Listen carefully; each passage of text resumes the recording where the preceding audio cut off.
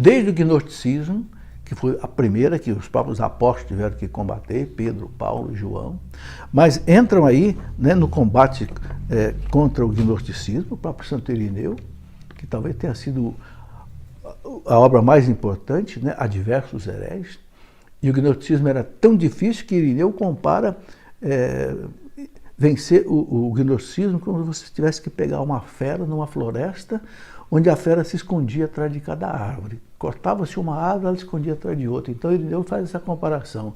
Foi como que precisassem cortar todas as árvores da floresta para conseguir pegar a fera, porque o gnosticismo era mutante, né? Todos aqueles gnósticos, né, Marcião e etc., eles iam criando vários, e eram preparados, inteligentes, né? Aliás, Santo Agostinho diz que nenhum herege é pouco inteligente. Os hereges dão muito trabalho porque exatamente eles são inteligentes e são importantes, eles formam escola. Então, quando surgiu o arianismo, por volta do ano 325, que a igreja teve que combater no Concílio de Nicéia, 325, principalmente com o trabalho heróico de Santo Atanásio, que chegou a ser exilado 5 vezes, porque os imperadores romanos do Oriente se tornaram arianistas, né?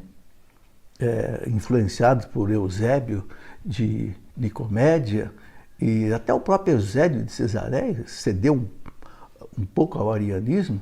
Então os imperadores descendentes de Constantino, né, por 5 vezes Atanásio foi, né, exilado, mas eles derrubaram, mesmo que depois de 4 séculos de luta, derrubaram o arianismo. Mas esses gigantes, esses padres da igreja que, tanto aqui no Ocidente quanto no Oriente, né, defendiam vivamente a divindade de Cristo. E depois vem o macedonismo, no ano 381, né, em que Macedônio, patriarca de Constantinopla, veja, patriarca de Constantinopla, assim como o Ário do arianismo era um presbítero famoso de Alexandria, Macedônio, que negava a divindade do Espírito Santo, era um homem também patriarca de Constantinopla, não era um João Ninguém, né?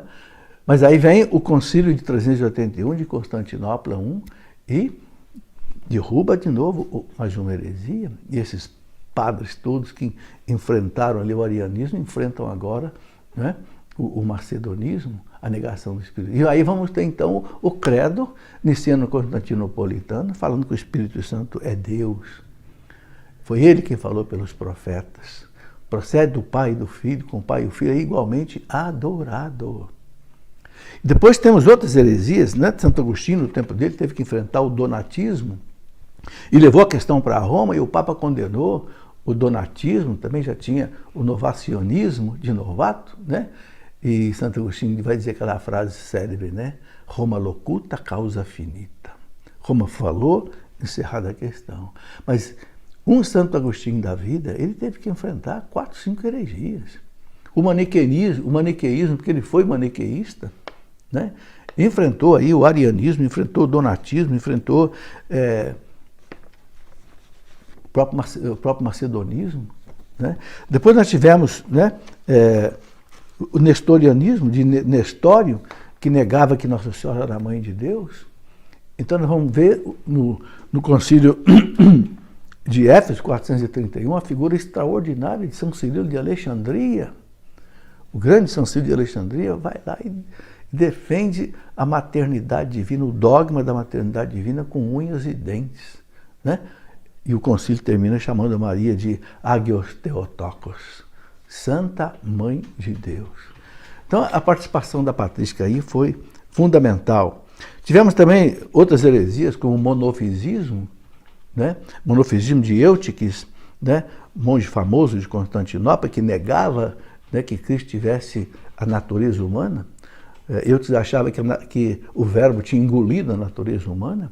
Então Cristo não seria homem perfeito. Então entra São Leão Magno, escreve o Tomos a Flaviano e diz, não, Cristo é perfeitamente Deus e perfeitamente homem.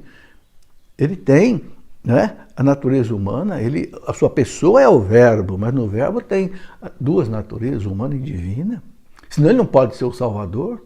Se ele não é homem, não é Deus, ele não pode ser o pontífice, a ponte entre Deus e o homem que o pecado original tinha derrubado, né? E depois já tinha tido uma outra heresia que negava, né, que Jesus Cristo tivesse alma humana, né?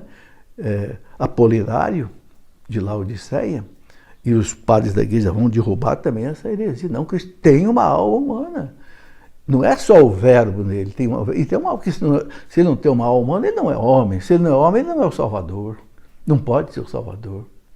Isso tudo foi importantíssimo, ou seja, nessa teologia da redenção soteriológica, né, os padres da igreja tiveram um papel fundamental. Tivemos depois a questão do monoteletismo.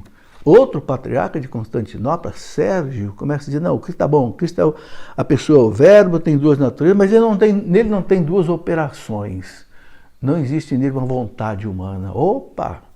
A igreja gritou, como não tem uma vontade humana? Se não tem vontade humana, ele não é homem. Se não é homem, ele não pode ser o redentor do homem, porque a culpa, o pecado foi do homem, é um homem que tem que redimir o homem. Né? A redenção está na carne, diziam os padres da igreja, né? A redenção está na carne. Basílio, o grande Gregório de Nazianzeno, Gregório de Nissa, né?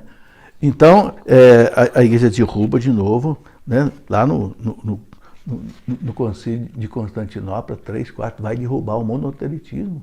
Cristo tem uma vontade humana assim. Lá no Calvário ele quis fugir da cruz.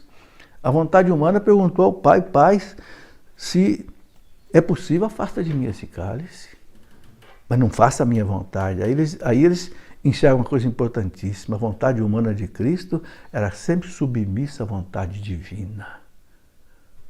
Né? Então, ele fazia perfeitamente a vontade do Pai.